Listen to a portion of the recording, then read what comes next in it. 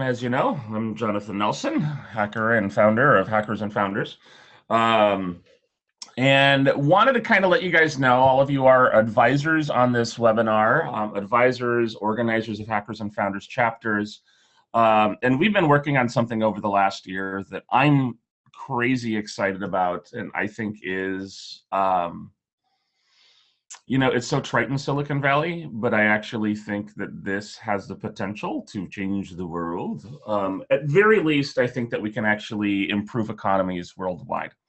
Um, and so let me get going. I'm going to give you a little bit of background. The structure of the webinar will be like this. I'm going to give a little bit of background of where we've been. I'll talk about what we're doing now. I'll talk about what we're going to be doing in the future. And then we're going to open it up for questions after about 30 minutes or so. If you guys have comments, there's a comment function down below here. There's also a Q&A function around here. And I'll be addressing those questions after we go, and I'll be answering them live. But welcome aboard, and thank you guys all for your work, your advice, your support for Hackers and Founders. Frankly, without people such as yourselves, Hackers and Founders would not exist. And so let me dive in. Where we've been. Over the last 10 years, Hackers and Founders has started just from a handful of events in Silicon Valley to this broad global network of people doing events, supporting their entrepreneurship communities, getting together, talking about problems that we actually have in terms of entrepreneurs. And we've had events in about 120-ish cities around the globe. We've had several 100,000 people attend Hackers and Founders events worldwide. And we're in the middle of this explosion of tech entrepreneurship that's happening around the world. The costs of buying a laptop and an internet connection are such that it's now completely reasonable for a group of people in Benin, Togo to actually get together and to learn from YouTube and to start to build technology companies based on what they learn off of YouTube. And that's what's happening in our Hackers and Founders chapter in Benin, Togo. It's completely reasonable for a group of people in the middle of a war zone, almost a war zone in Maracay, Venezuela, to get together on a regular basis and help each other out, talk about building technology companies, and talk about when the dust settles in Venezuela, how they are going to actually rebuild the economy. And for me, that's what Hackers and Founders is about. It's about these people. It's about entrepreneurs helping each other out. It's about thinking about how we can do well at the same time as we are doing good in the world. And that kind of embodies some of the values that we actually have, i.e., don't be an asshole, do the right thing for your community. If you use the brand, please don't fuck it up, and just be in touch with problems that entrepreneurs have in your community. And so we have had literally tens of thousands of conversations with tech entrepreneurs around the globe. That gives us a pretty unique perspective, I think, probably worldwide. I don't know of too many other organizations that are as worldwide that are thinking about entrepreneurship at the scale that we actually are. And frankly, that's because of the community that's actually developed. The business of Hackers and Founders, we're something of a freemium events business. People hold Hackers and Founders events around the world. If people want to use our consulting services, they can apply to join Hackers and Founders Co-op, our Founders Cooperative. There's a multi-stage process. There's peer review, where an applicant will get reviewed by other entrepreneurs. If they score well, they will go on to talk with 3 to 5 investors that we've worked with before.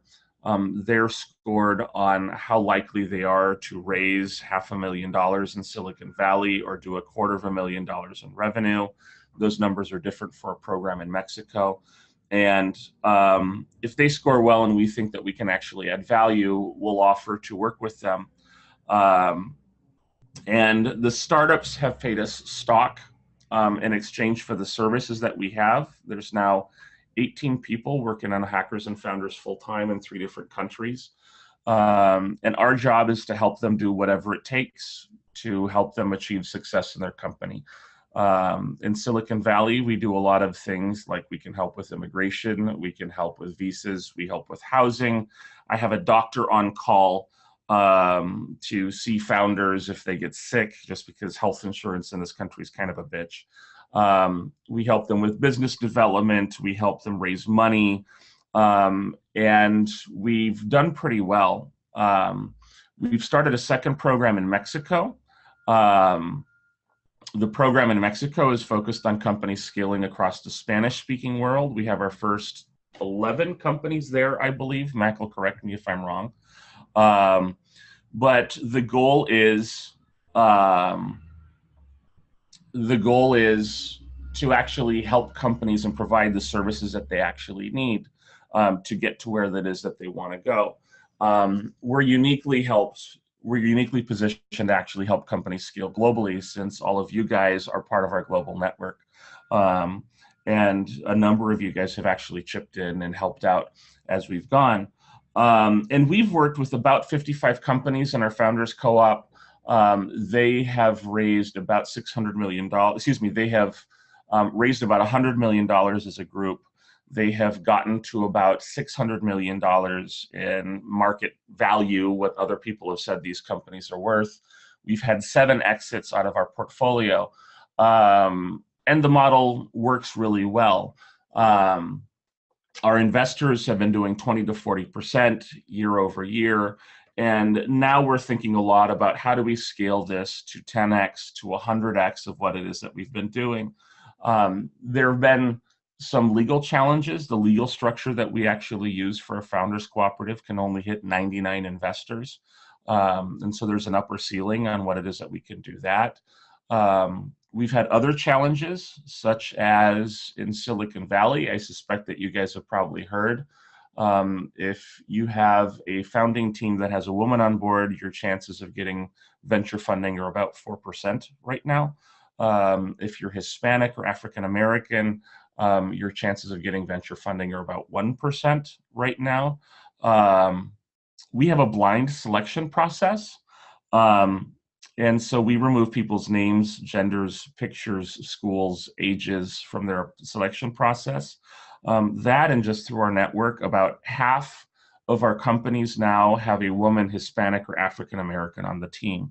So our companies tend to have to work harder to get funding, to get to the same playing field as other founders do, who might have, you know, the sweet Silicon Valley hookup and connections, and are able to walk around with shorts, hoodies, and business cards that say, "I'm CEO, bitch." That's not us. We're kind of the junkyard dogs of Silicon Valley. We work hard, we work our asses off, and we get the job done. And so I'll have a little bit of an aside here. We've been talking to hundreds of thousands of entrepreneurs, tens of thousands of entrepreneurs. We have this global network. We've talked a lot about what sucks about being a founder. Access to capital really sucks for most founders around the world. It's just really hard to get money to build your company. If you think the average VC in Silicon Valley likes to talk to about 2,000 entrepreneurs, and they will make 4 investment decisions a year, if you're on the entrepreneur side, that means you're probably going to have to talk with about 200 angels or VCs to actually be able to get funding, if you're going to get funding at all. So this whole funding process is just a giant pain in the ass. We've also talked with hundreds, if not thousands, of investors over the last number of years. Why do they invest in startups? The challenges that they have to invest in startups. And the feedback that we've gotten from them is that, you know, look, if I'm an investor and I invest in a startup, I don't know if I've made a good decision or not for a good 10 years. And I only make my money out as an investor if that company gets acquired by Google or Facebook, or if it goes to IPO. Right now, the only way that people make money by investing in startups is through a merger and acquisition or through an IPO, which adds another wrinkle to entrepreneurs who aren't in Silicon Valley, in that 85% of the world's mergers and acquisitions in the tech world happen in and around Silicon Valley. So there's a lot of strikes against you if you're an entrepreneur and you're not in Silicon Valley. If you're working in a new industry that Silicon Valley doesn't fund, if you're a hardware company, who's going to acquire a hardware startup? That's a challenge.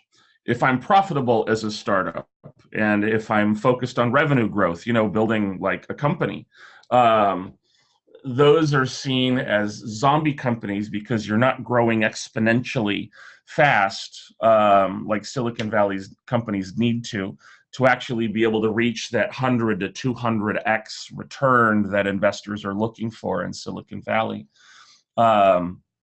So we've been looking at a lot of these challenges, a lot of these problems. I think we have a unique position in the world to actually be at the front line of seeing all of these challenges and problems because of the work that you guys are doing in the community as our advisors. I think you guys see the same problem too. We submitted 80 pages of comments to the SEC a couple of years ago on what crowdfunding should look like. We were very much hoping that crowdfunding would be a huge support to this problem. And I think it's helped significantly, but you still have this challenge in crowdfunding on how do investors get their money back out of a startup? How do they actually make a profitable investment? There's a legal path to people being able to invest in small businesses right now if they're not rich, but how they get their money back out has been a challenge. And that problem in startup finances is called the liquidity problem. I can invest my money into a company, but it's frozen until it can get liquid again by selling that investment, by selling that company to the Google on an acquisition or selling that stock to an IPO. I've served on an SEC committee for the last 2 years. I'm in Washington, D.C. a couple of times a month. And one of the frequent topics of conversation has been this liquidity problem. So as we're thinking about scaling Hackers and Founders in our co-op to Mexico, to Latin America, to the other markets, how do we actually overcome this liquidity problem? And I'm found an answer. I'm absolutely convinced that we need to, instead of having the startups forced to exit or IPO and become unicorns that way, I think that we actually need funds that can IPO, or we need funds that are actually liquid. What do I mean by that? Right now, investors in a venture fund, they invest their money and that money's frozen for a good 10 years until the whole portfolio of companies exits, IPOs, dies, what have you. What we're going to do and what we are doing is we are building a liquid venture capital fund, meaning the investors in the fund will be able to buy, sell, and trade stock in that fund. And this fundamentally changes the economics of how a startup fund actually works. Not only will a liquid fund make money on IPOs and mergers and acquisitions, but the fund, if you have, for instance, 100 companies that you've invested in, and on average, if those companies are growing revenues, profits, users 50% year over year, which isn't that hard as a tech company if you're smallish. Like, I know how to grow a tech company 50% year over year. I don't know how to grow it 20% month over month. That's really hard. But that's the bar at which startups are judged by in Silicon Valley. If you don't have a pedigree, is are you growing 15 to 20% month over month? But if we can build a portfolio of companies that on average grow 50% year over year, and if this fund is liquid, if investors can buy, sell, and trade the stock in this fund, the value of that fund should increase 50% year over year. It becomes much more like a Berkshire Hathaway, if you guys are familiar with Warren Buffett approach to investing, where you invest in companies that grow over time, and you're not just investing companies that can flip quickly or that will IPO quickly. Over the last 10 years, I think we've become very good at identifying exceptional founders. I think we've become very good at identifying exceptional companies. I know, however, that I do not know how to pick a company that will IPO in 10 years. And if anyone else is honest in this business, they will tell you the same thing. It's a complete guessing game as to what the technology market, what the financial markets are going to be in a decade.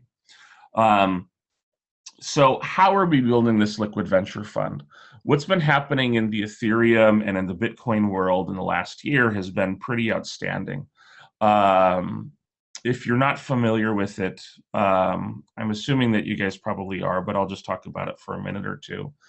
Bitcoin, I believe, or excuse me, the distributed ledger that Bitcoin comes from, this blockchain that where Bitcoin and Ethereum come from, I think is a technology that is as revolutionary as Excel was. And it essentially gives us a new way to keep track of math and finance and stuff. It's not just the calculations are happening on my PC and I'm tracking those on my PC in an Excel file. It's I'm tracking them on my PC as well as I'm tracking them on this distributed computer called the blockchain that's run on 10 million computers around the globe. So everybody in the world has a receipt of the math and the transactions that I'm doing on my local Excel spreadsheet. The first few uses of this have been to create currencies, Bitcoin. I have a friend who was mining Bitcoin back in 2010, 2011, borrowing time on Caltech's supercomputing cluster, almost got kicked off and fired, expelled from Caltech because of it. Way back then, a friend of his bought him a pizza using Bitcoin. The value of Bitcoin has increased exponentially since then, and those slices of pizza now would probably cost, in terms of Bitcoin, they probably spent a couple $1 million per slice of pizza. Ethereum is very, very similar, but it allows people to build on top of Ethereum computer programs and launch new currencies. In the last 7 months, 8 months actually, there have been close to $2 billion raised in these new coin launches, these new ICOs. And I can build a new coin on top of these technologies, and I can launch it, and this coin can trade on an online exchange. Much like I could launch a stock and have it trade on the NASDAQ exchange, I can now launch a coin and have it trade on an online exchange. And so these are the technologies that we're going to actually use to build Hack, which is going to be our new currency for hackers and founders. The nuts and bolts of it is we are going to create or invent 100 million-ish of these coins. We are going to sell them in an initial coin offering in mid-October. And people are going to be able to buy these coins for $1 a piece. We will keep an additional 30% on what is sold. And we will sell however many hacker coin that we sell.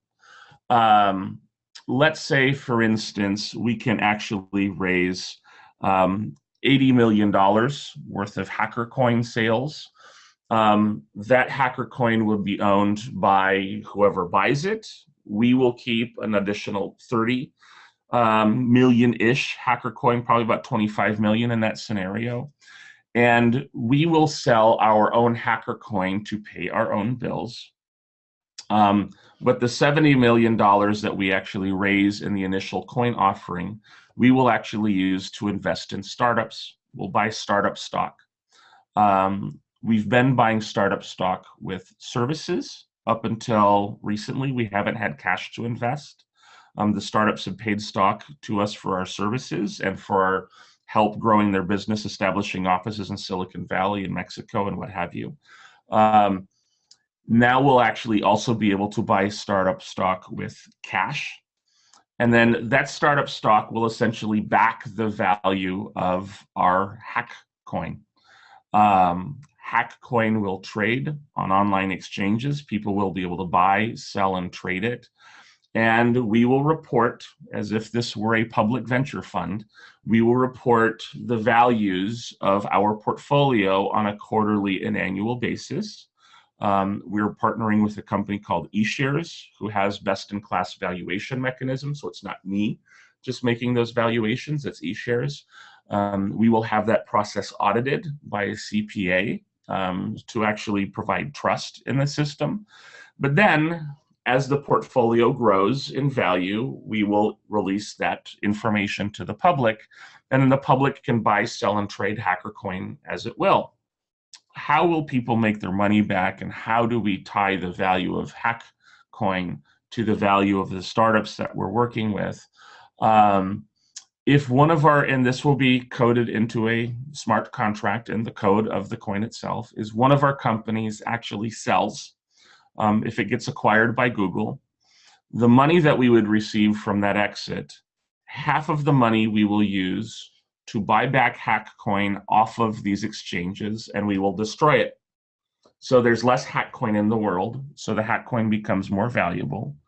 The remaining 50% of the money that we receive from this, we will use to repurchase or reinvest in another generation of startups. So this will be a type of evergreen fund, meaning the fund isn't going to die, it's just going to keep going.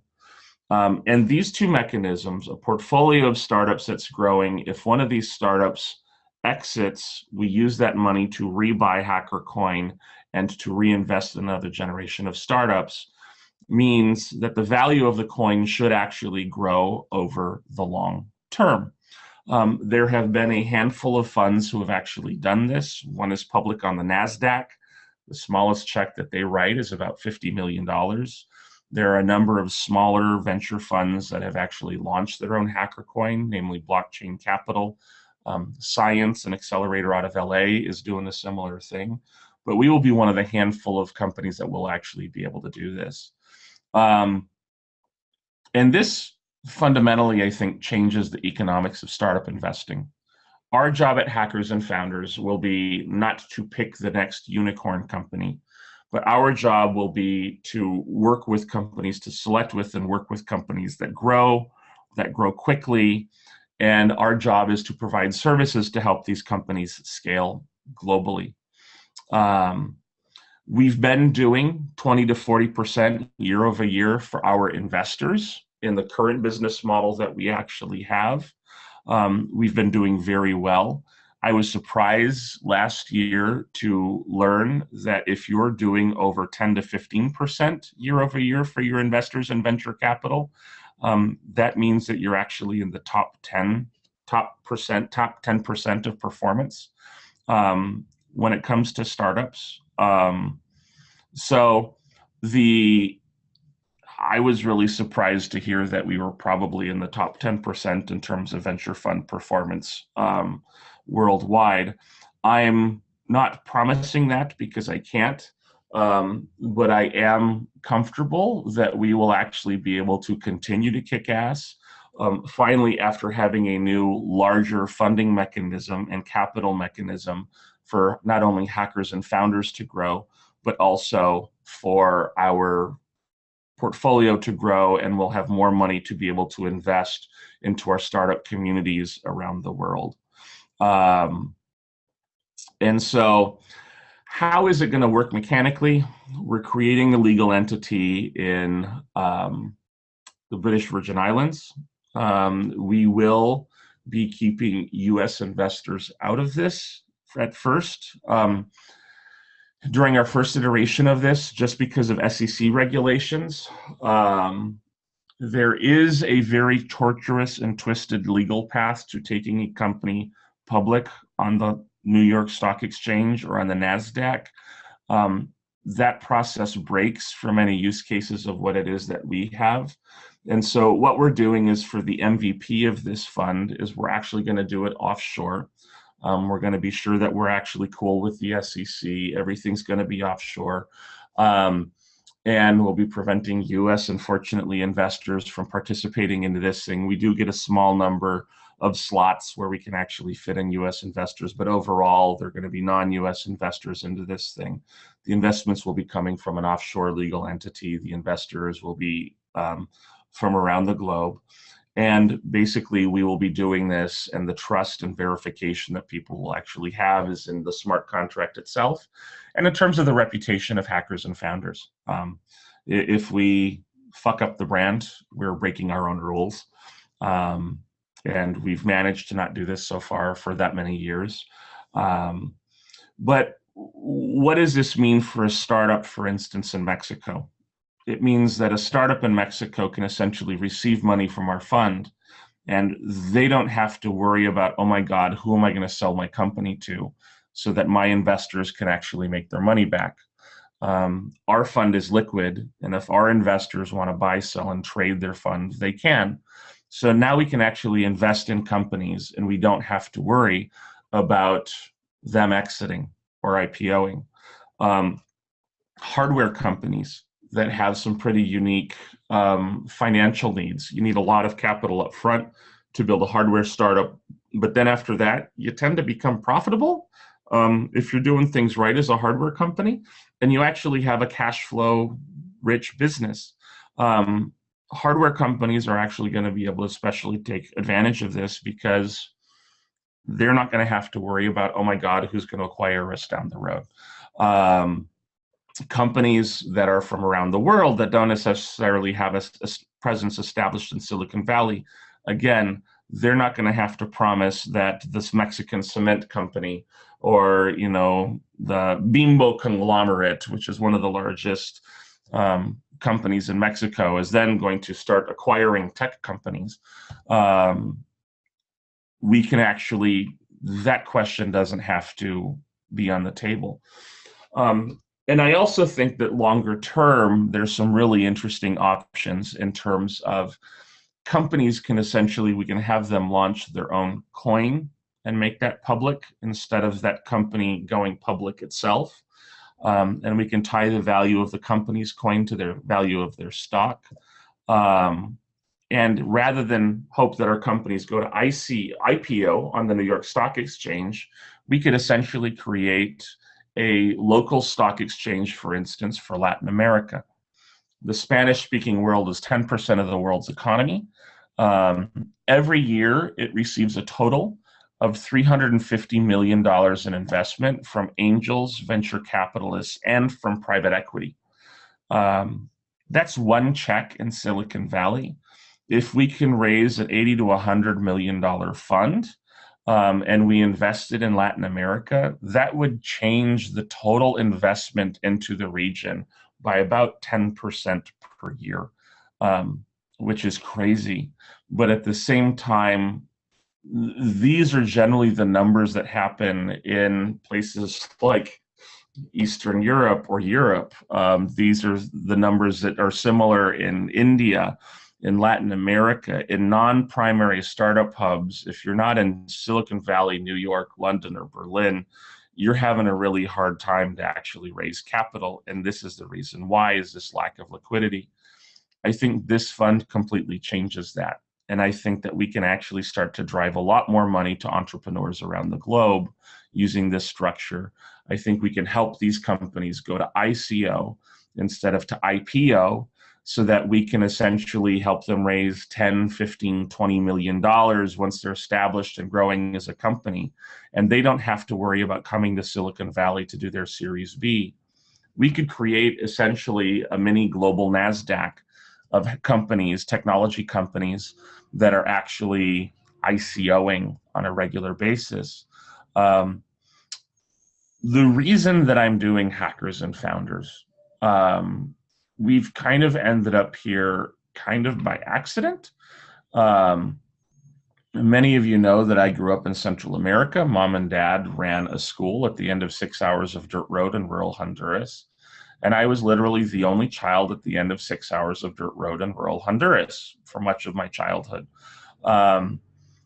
My initial goal when I came to Silicon Valley was I wanted to learn how to build a company, and I wanted to learn how to sell a company, and then I was going to retire back to Honduras or back to Costa Rica, and I was going to figure out how to get shoes on little kids. When you grow up around extreme poverty, that just kind of sticks with you. I'm 44 and I'm still talking about it. I actually think, and in the process, Hackers and Founders has grown around us. We've been able to build a community. You guys have all been able to participate in that. The reason I realized a couple of years ago that the Hackers and Founders business model was going to work and we were going to do quite well for ourselves, the reason that we've kept on working 100 hours a week to continue making Hackers and Founders grow, to help our portfolio companies succeed, is because I actually think that with all of the work that people are doing around the globe for Hackers and Founders, I believe that we actually now have a vehicle to actually help grow entire economies. We're not going to have to give little kids shoes. We're going to be able to give moms and dads better companies and better jobs, because we're going to actually be able to build and help people build more profitable companies in countries that really haven't had access to the money, the resources, the networks that Silicon Valley has to offer. My passion is, how do we put shoes on millions of little children around the world? And honestly, I think that this funding vehicle, I think word is going to get out. I think more and more funds are going to start working this way. And I truly think that this funding mechanism will move entire economies. And that's really exciting to me. That's worth working 100 hours a week. Helping a bunch of, nothing against old rich white dudes. I have old rich white dudes as friends. I love them. But helping old rich white dudes get richer isn't necessarily a great motivation for me. I don't really care about money that much. I care about interesting problems. I care about people. I use money to do the right thing, to solve interesting problems, and to do the right thing for people. I think we actually have an opportunity to create our own currency, to actually fund the growth of a huge network of tech entrepreneurs around the globe. And I'm interested in having you guys involved. I'm interested in answering your guys' questions. And I'd love some feedback. If you guys want, we have a landing page that just popped up. It's ico.hf.cx. ICO is for initial coin offering. We have initial distribution agreements. The landing page is still in the works. We're still tweaking it. There's going to be more to come. It's going to be updated. And as we actually grow, we're going to have more and more information on that page. But that's kind of the initial landing page that we're going to be working off of. We're also going to be having a webinar in Spanish moving forward for our Latin American friends. I would do it in German, but my German sucks. Немножко по-русски, my Russian is very, very small. And so that's what we're doing moving forward. I'm going to start going to questions now. Paul has a question of, how will deal flow be managed and how do startups get involved? Great question, Paul. How we've been selecting startups for a co-op program is the same process, albeit scaled up, that we're going to use for the fund, the Hack Coin Fund. Right now, what we do is we have a group of 20 peer reviewers. They're screeners. They all have a tiny little bit of equity in the pool, the stock pool that we're actually using right now to hold the equity that the startups pay. They review and score startups that are actually applying to our program. The people who apply get a score and they get written feedback from the entrepreneurs that we have. As I said, we remove names, ages, genders, schools from these applications, so it's a blind selection process. We average the scores of the reviewers and we give those back to the entrepreneurs. If the scores are high enough, then we do something called investor office hours.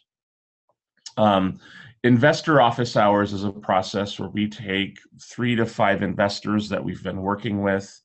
They interview or talk with the entrepreneurs over video, generally, because our network is pretty global. And they talk for half an hour.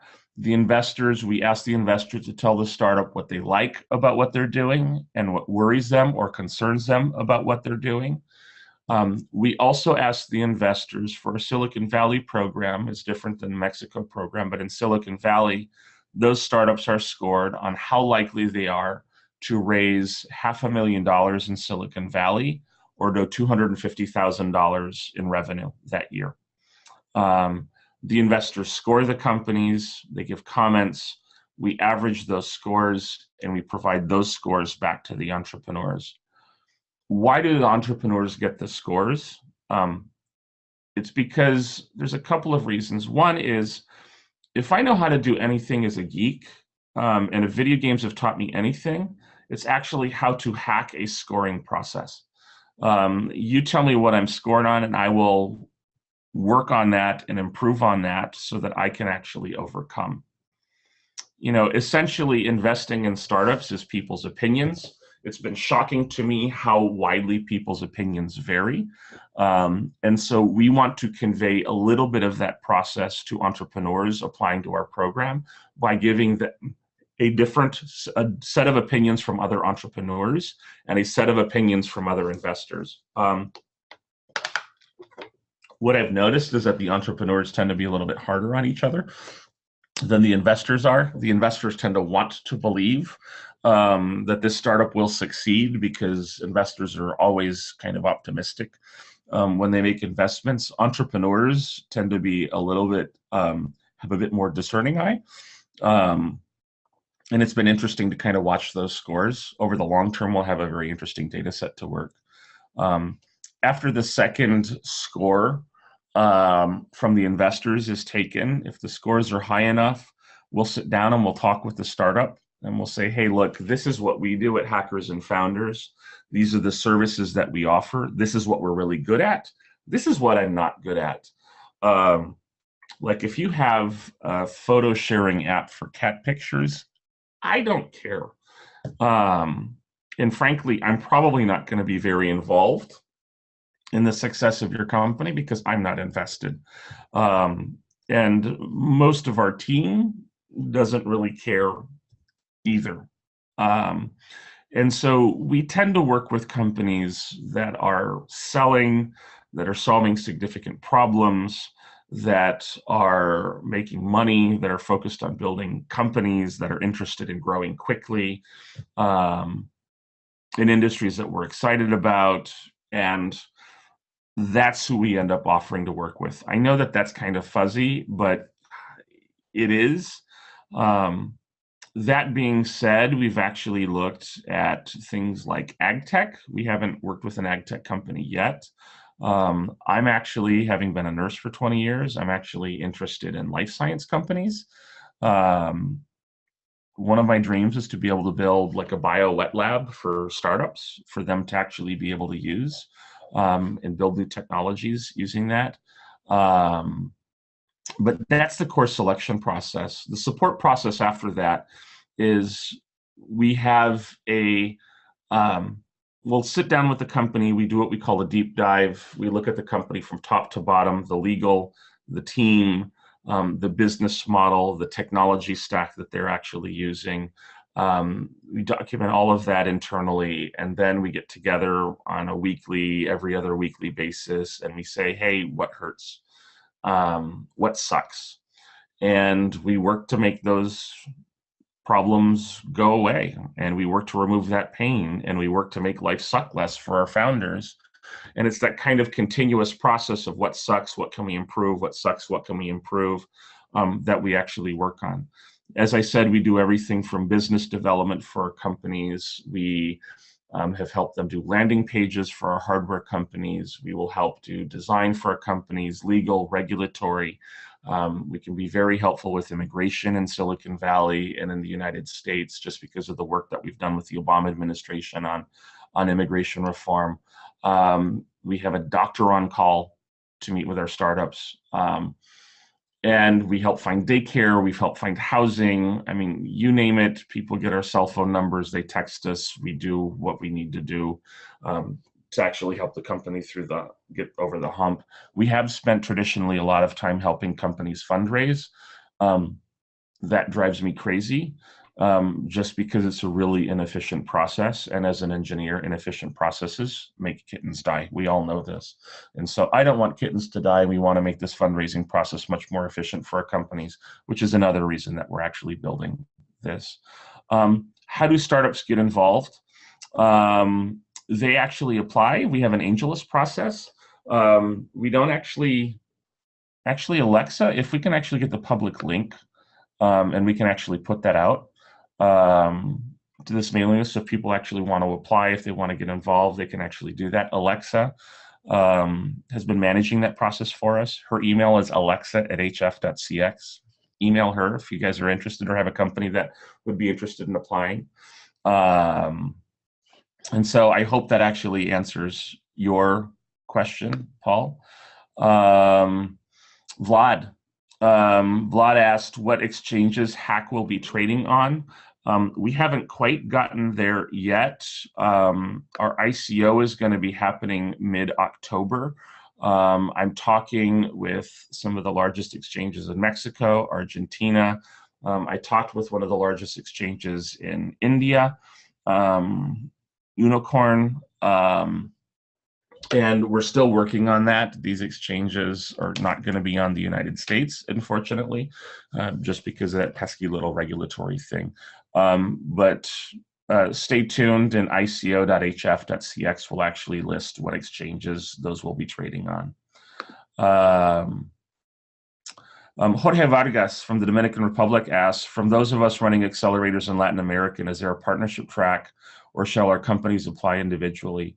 Absolutely, Jorge. One of the things that we wanted to do by having this review process is, if I'm an entrepreneur in Uruguay, how do I know if and when I should join a program in Silicon Valley? When do I come to Silicon Valley, or when do I go and start working with a program in Mexico to scale across the Spanish-speaking world? I think that being able to know if your stock is a buy or not in Silicon Valley is a helpful bit of data to actually have, and to be able to get opinions and feedback from other entrepreneurs is also a very helpful thing to have. And so that's why everybody gets a score when they apply. I know that Mac has actually been working very deeply with our communities, and we're actually working on partnerships of what it actually looks like. We don't really see ourselves as an incubator or an accelerator. We call ourselves a founders cooperative, just because all of our founders get a piece of the same fund, the same hack, the same pool that we're actually working with. And so we see this as a much longer term project. We see this as a much longer term engagement with people. And so we'll be interested certainly in exploring partnerships, what that looks like. If you guys are in Dominica, my guess is, talking with Mac and finding out what that partnership might actually look like is certainly a possibility. But the goal is to be able to actually scale what it is that we're actually doing worldwide. And this is one of the first steps towards actually doing that. Jose Maria asked, as founders in the co-op, is there anything that we can do to contribute actively in this strategy? If you think of people that might actually be interested in buying some hack, talk to them about it. A lot of Hackers and Founders is run by word of mouth. Word of mouth, I think, is the reason that we're having this, to get you guys involved. If you know of people that would be interested in getting involved, let us know. And we'll go from there. And so, letting people know who are interested in the crypto space, who are interested in Bitcoin, about what it is that we're doing, people who are investors. This might be a little bit new for kind of older school investors, but at the same time, this solves a number of the problems that we have heard from investors in emerging markets of, how do I get my money back out?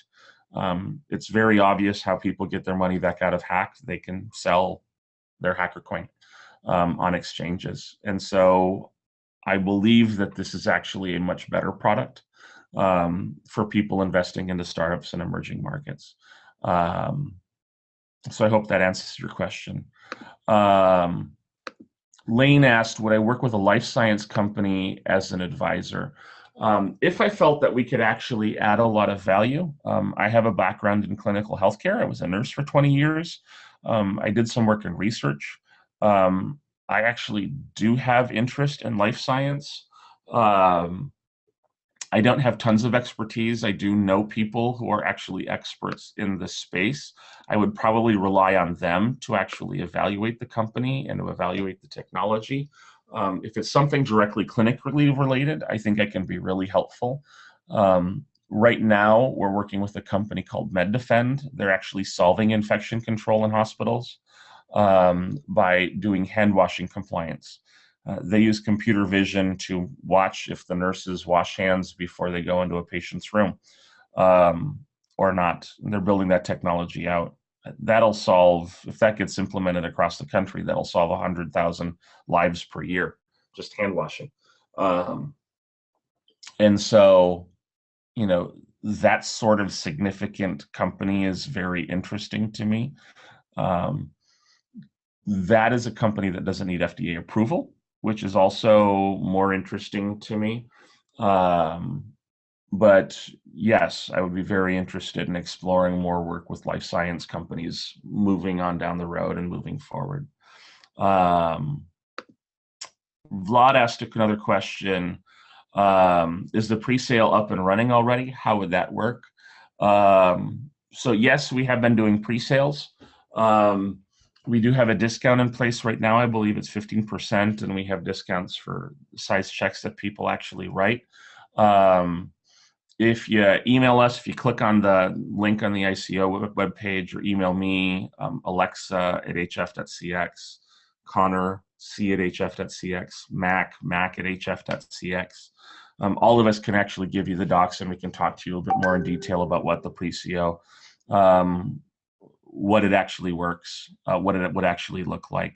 But go ahead. The best way to do it is probably to click on that webpage and to go through, and we'll actually get back to you right away. And people get a discount to the ICO price, or the price that it's actually going to be once it's actually there. Ian, do we have a pre-ICO marketing launch plan already? Who's responsible for this? How can we help add value?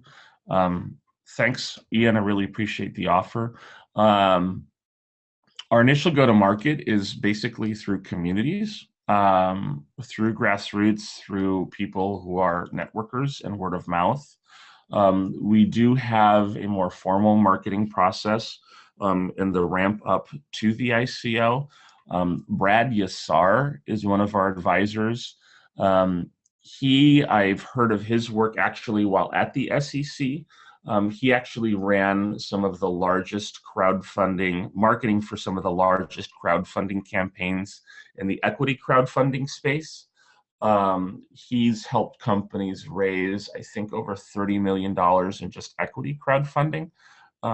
He has been helping us a lot in terms of the marketing for this thing moving forward. And we'll be beating that drum. We're probably going to actually be pursuing some PR, primarily in European and Latin American press. And then we're also talking to these Bitcoin exchanges and asking them what are the best ways to actually get in front of the local communities down there. And we're also talking with our community organizers. People who run startup events tend to get to know everybody who's interested in a startup, in the startup scene in an area locally. We're talking to our community organizers so that they can actually spread the word. We have a partnership with Startup Grind, and we'll be using their platform as well to actually get out to their communities as well. There's a company called DannyWeb that actually has a marketing tool that actually has access to 1.3 million developers around the globe. We'll be working with them just to kind of get the message out. And then we'll be doing, traditional Medium posts, Twitter, social, that sort of stuff as well. And over the next couple of weeks, that marketing plan is probably going to evolve a little bit more as well. I'm also going to be I'm presenting at Inc. Monterrey in Mexico in November. About this, I will be at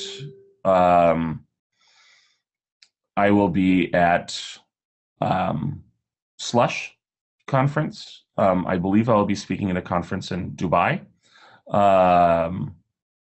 And the ICO is going to be open from mid-October to mid-December.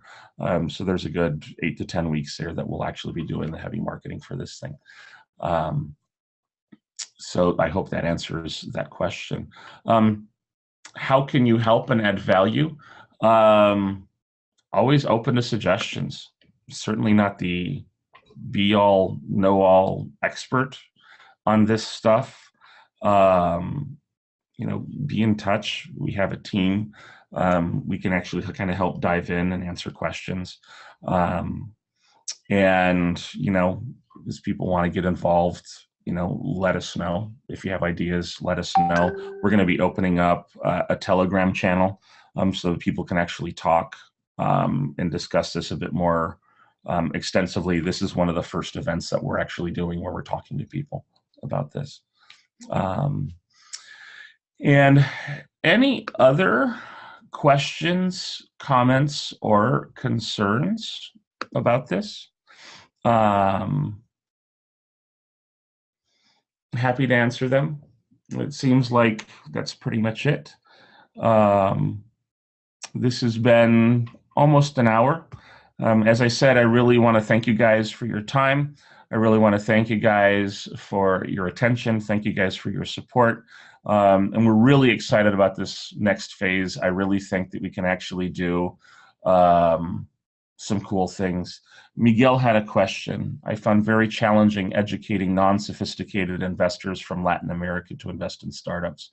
How do you think to solve this issue while adding cryptocurrency concepts to the equation? I think traditionally investing in a startup is a very difficult concept for people who aren't familiar with buying stock. In the United States, there's a large culture of people buying stock at a low price and waiting for that price to go higher. People buy low and then sell high, and that's a fairly established thing. When it comes to angel investing, the idea of buying a stock in a startup low and then selling at a much higher price is okay. In Latin America, the problem is that investors aren't really going to believe that companies are going to be sold. So they're going to say, I'm going to buy stock in your company, and then what happens? When do I sell it again? When do I get my money out? The pitch here is you buy this little digital token. The token is going to trade on an online exchange, and you can sell it at whatever price, and you can actually see the price go up or down. Hackers and founders will be reporting the values of the companies that it's invests in. That process will be audited, and then we can actually go. And so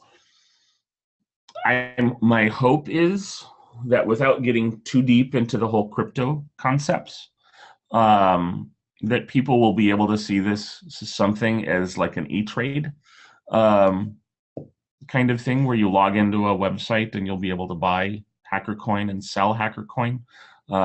It's going to be a little bit more complicated because of the wallets involved. You need to be careful with the security thing. But initially, I think it is going to be a bit of a harder sell. The initial investors into a lot of ICOs tend to be people who are actually into the crypto space already. But my long-term goal is that we can actually improve the user interface of these things, that we can actually improve the security and actually make it much easier for someone to buy a startup coin and then sell a startup coin at a later date on an exchange. And I think that we can actually improve that usability over the long term. And I think it will be much easier for people to understand when they see that the price of HackerCoin was at $1 a piece and now it's at $5. Well, I saw the price go up. I also saw it go down. And so I understand the risks a little bit more intuitively that way. But I hope that my goal is that this actually makes a bit more sense to people. Let me go from there. So awesome, guys. Oh, there's one more question here, and I think this will be the last one. Do we have the trademark on the word hack for cryptocurrency in the works? It is in the works. We are working on that. Whoever gets hack is the one who develops the coin first. And so we're working on having that coin, I hope by the end of this week, to actually get the coin designed and implemented soon. And I've been told in 4 or 5 weeks that the coin will actually be delivered.